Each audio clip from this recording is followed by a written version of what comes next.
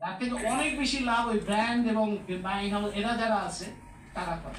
মার্কিন যুক্তরাষ্ট্রের কোম্পানি, তার মুনাফার হার অনেক উচ্চ এই বাংলাদেশের গার্মেন্টস মালিকের। সুতরাং তারা তাদের স্বার্থে, তাদের মুনাফার জন্য এই রপ্তানি বন্ধ করবে, এটা ভাবার কোনো কারণ নেই। কিন্তু এটাকে তারা সবসময় একটা জুজুর ভয় হিসেবে উপস্থিত করে, এই তোমাদের গার্মেন্টস কিন্তু কেন বন্ধ করে দেবো, তাই জন্য আমাদের এটা মানো এটা মানো। এই গ্যাস রপ্তানি এরকম, এই বিনিয়োগ চুক্তিটাও এইরকম একটা ভয় দেখিয়ে তারা করছে।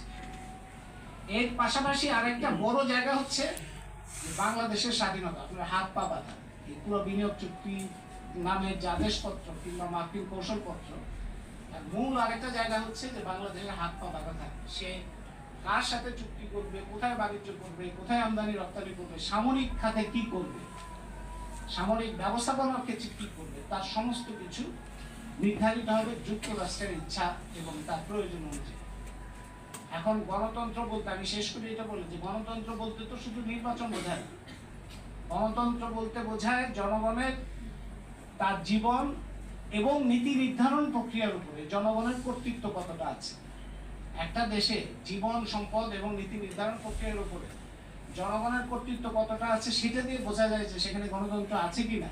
গণ মানে তো জনগণ, জনগণের তন্ত্র। জনগণ কিছুই জানবে না তার জীবন নিয়ে, সম্পদ নিয়ে, ভবিষ্যৎ নিয়ে। কিছু লোক একের পর এক চুক্তি করে যাবে আর সেটাকে বলবো যে আমরা গণতান্ত্রিক প্রক্রিয়া আছি। এটা তো একটা অসম্ভব ব্যাপার, এটা হইতে পারে না।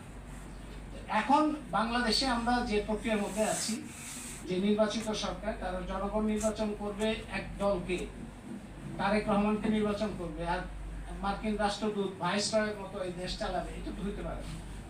তো সেই ব্যবস্থা এখন চলছে। সুতরাং এটা একটা ভয়াবহ চুক্তি, এটা আপনারা আলোচনা থেকে সবাই বলছেন। এইটা থেকে বের হওয়ার রাস্তা বের করাটাই আমাদের কাজ। এখন সরকারকে আমরা বলবো, সরকার তো শুনবে না।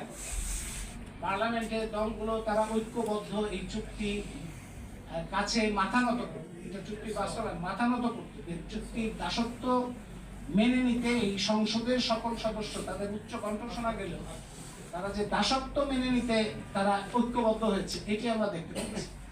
সুতরাং জনগণের শক্তি, জনগণের কণ্ঠ, জনগণের সোচ্চার হওয়া এবং পাশাপাশি ব্যবসায়িক সংগঠনগুলো তাদের সীমাবদ্ধতা আমরা জানি, কিন্তু তাদের দিক থেকেও কোনো না কোনোভাবে ভূমিকা পালন করতে হবে। এবং কারণ তারা প্রথম দফায় তারা ক্ষতিগ্রস্ত হবে এবং তাদের ক্ষতিগ্রস্ত হওয়ার মধ্যে দিয়ে জনগণের কর্মসংস্থান এবং অন্যান্য জায়গায়, যেমন পোলট্রি, ডেইরি, ওষুধ শিল্প, গার্মেন্টস সহ যে সমস্ত শিল্প এবং কৃষির সাথে যুক্ত যারা, তাদের প্রত্যেককেই কোনো না কোনোভাবে তাদের ভূমিকায় নামতে হবে, সরব হইতে হবে, সোচ্চার হইতে হবে, নইলে বাংলাদেশ একটা ভয়াবহ সর্বনাশের মধ্যে যাবে।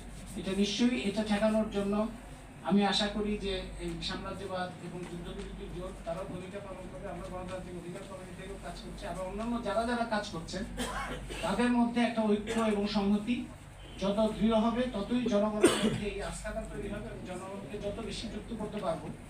অবশ্যই এই সরকার এবং এই সংসদকে বাধ্য করতে হবে যাতে তারা দাসত্ব থেকে মুক্ত হয়, যাতে তারা শৃঙ্খল থেকে বের হয়ে মানুষ হিসেবে এবং এই দেশের নাগরিক হিসেবে কথা বলতে সক্ষম হয়। সবাইকে ধন্যবাদ।